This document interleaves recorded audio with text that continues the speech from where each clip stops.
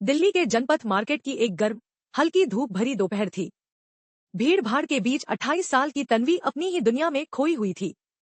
उसे पुरानी चीजों का शौक था, जैसे कि एंटीक कैमरा, घड़ी, पुराने लैंप, और अब उसकी नजर एक पुराने लेदर के पर्स पर टिक गई थी। पर्स देखने में साधारण और थोड़ा घिसा हुआ था, किनारों पर फटा जिप जंग लगी हुई, मगर उसमें कुछ तो ऐसा था जो तन्वी को खींच रहा था। दुकान वाले ने कहा, मैडम, बहुत पुराना है, सुना है किसी आर्मी अफसर का था, आपको पसंद है तो ले जाइए, बस 50 रुपए में। तन्वी ने बिना ज्यादा सोचे पर्स खरीद लिया। शाम को घर पहुंचकर जब उसने पर्स खोला तो उसमें 3 चीजें मिली। एक पुरानी ब्लैक एंड व्हाइट तस्वीर, एक 1965 की ट्रेन टिकट और एक मुड़ी तुड़ी चिट्ठी। चिट्ठी पीले पड़े कागज पर हाथ से लिखी थी। तन्वी ने धीरे धीरे उसे पढ़ा। अगर ये पर्स किसी के हाथ लगे तो मेरी प्रेमिका सरिता को बताना कि मैं अब भी उससे उतना ही प्यार करता हूँ। मैं युद्ध से नहीं लौट सका, पर मेरी आत्मा इस पर्स में बसी है। कैप्टन अर्जुन।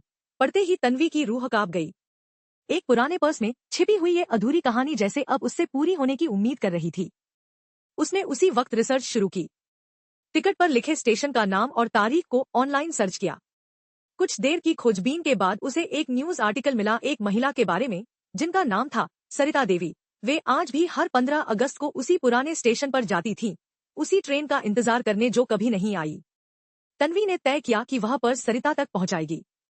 कुछ दिन बाद वह लखनऊ पहुंची और सरिता देवी से मिलने उनके घर गई। उन्होंने जैसे ही वो पर्स और चिट्ठी देखी, उनकी आंखें छलक पड़ी। कांपती आवाज में उन्होंने कहा, ये अर्जुन का पर्स है, उसने कहा था अगर मैं खुद न लौट सका तो मेरी चीजें जरूर लौटेंगी। आज मेरा अर्जुन सच में लौट आया है। उन्होंने पर्स को सीने से लगा लिया और बहुत देर तक रोती रही। तन्वी खामोश खड़ी थी, उस प्यार को निहारती हुई जो समय से भी बड़ा निकला।